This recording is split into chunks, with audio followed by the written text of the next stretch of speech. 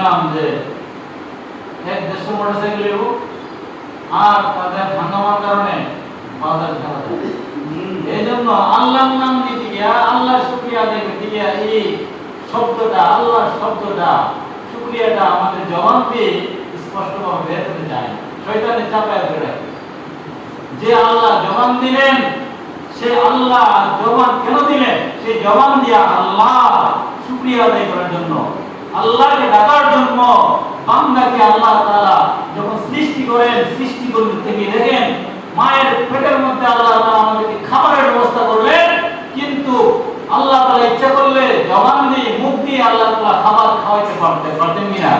কিন্তু আল্লাহ রাব্বুল আলামিন জবানটাকে পবিত্র রেখে দিয়ে নাভির সাথে, মায়ের নাভির সাথে কথা লাগায় দিলেন। আল্লাহ পাক বলেন, বান্দারে ওই দুনিয়ার জমিনে গিয়া আমার এই জিহ্বা দ্বারা, জবান দ্বারা আমার এই বান্দা আমার জিকির করবে। সুবহানাল্লাহ। সেই জন্য আমি জিহ্বাটাকে পবিত্র রাখলাম, জবানটাকে পবিত্র রাখলাম, নাভির সাথে, মায়ের নাভির সাথে একটা তারের কানেকশন করলাম। সুবহানাল্লাহ।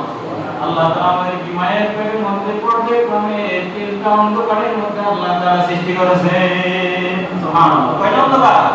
তিনটা। আল্লাহ বলেন, يخلقكم في بطون أمهاتكم خلقا من بعد خلق في ظلمات ثلاث.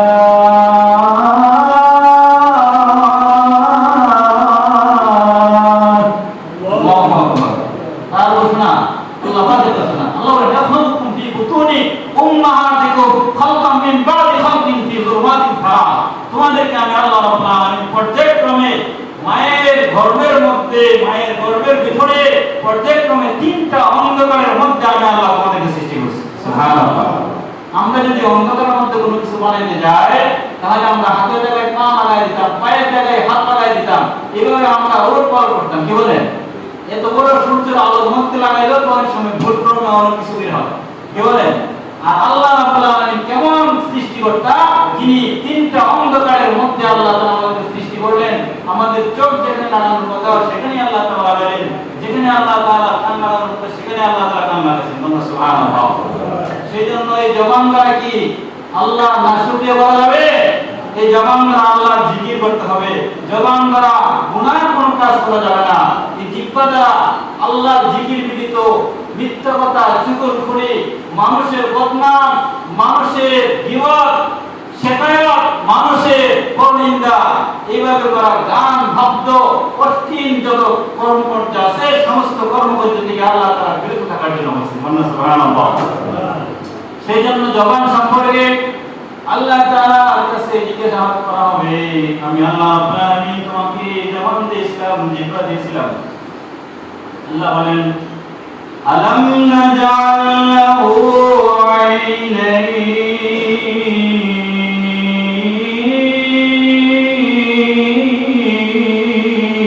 عينين سبحان الله ولسانا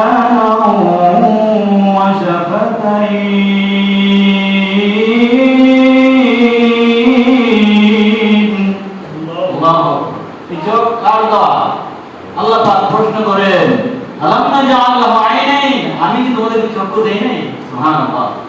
পৃথিবীর কোনো মন্ত্রী মিনিস্টার, পৃথিবীর কোনো বিজ্ঞানী আমাদের কি চক্ষু দিয়েছে নাকি আল্লাহ তাআলা দিয়েছে? আল্লাহ দিয়েছেন। সেজন্য আল্লাহ প্রশ্নবোধক আয়াত দ্বারা আল্লাহ তাআলা আমাদেরকে প্রশ্ন করেন, আমি কি তোমাদেরকে চক্ষু দেই নাই? এই চক্ষু কেন দিলেন? আল্লাহর কোরআন পড়ার জন্য, রাসূলের হাদিস পড়ার জন্য, ভালো রাস্তা দর্শন করার জন্য, ভালো রাস্তা দেখার জন্য মহান আল্লাহ তাআলা নিয়ামত স্বরূপ আমাদেরকে দুটো চক্ষু দান করেছেন। সুবহানাল্লাহ। আল্লাহ রাব্বুল আলামিন বলেন, এই বান্দা শুধু তাই নয়, আমি আল্লাহ রাব্বুল আলামিন ওয়া লিসানান ওয়া শাফাতাইন। আল্লাহ রাব্বুল আলামিন বলেন, আমি আল্লাহ তোমাদেরকে একটা জিহ্বা দিলাম। বিজ্ঞানীরা বলেন এই জিহ্বাটা প্রথম মূল্যবান। যদি আপনার জ্বর আসে, শরীর অসুস্থ থাকে, আপনার কোনো খাদ্যে স্বাদ লাগে না, তিতো লাগে। কি বলেন? তিত অর্থাৎ মিষ্টি যদি আপনার জিহ্বায় দেওয়া হয়, আপনি বলবেন তিতো লাগে। কি বলেন? ঠিক কিনা? এই জন্য আল্লাহ বলেন বান্দা 3000 সাল আরো বেশি বিজ্ঞানীরা রিসার্চ করে বের করলো কমস কম 3000 সাল এই জিহ্বাটা দুই আঙ্গুল জিহ্বাটা তারা স্বাদ অনুভব করার জন্য আল্লাহ তাআলা একটা মেশিন ফ্রেশ মেশিন লাগায় দিলেন। সুবহানাল্লাহ। আমরা তো একটা হলমা বানাইলে একটা জিনিস বানাইলে পরে একটা তার একটাই বানায় দ্বিতীয়টা বানাইলে সমস্যা হয়ে যায়। আর আল্লাহ পাক একটা ফ্রেশ মেশিন লাগাই দিলেন জিহ্বা আমাদের জবানের ভিতরে, ওই জিহ্বার মধ্যে 3000 এর বেশি বিজ্ঞানীরা রিসার্চ করে বের করলো যে স্বাদ অনুভব করতে পারে। সুবহানাল্লাহ।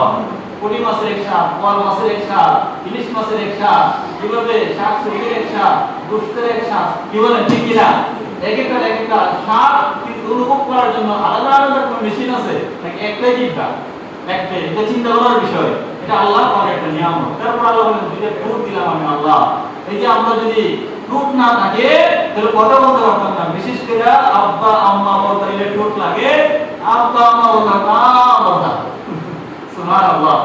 অনেক মানুষ আছে, জবান আছে, জিহ্বা আছে, ঠোঁট আছে, কিন্তু কথা বলতে পারে না, বোবা আছে কিনা? আমি অসংখ্য লোক দেখছি ভাবে।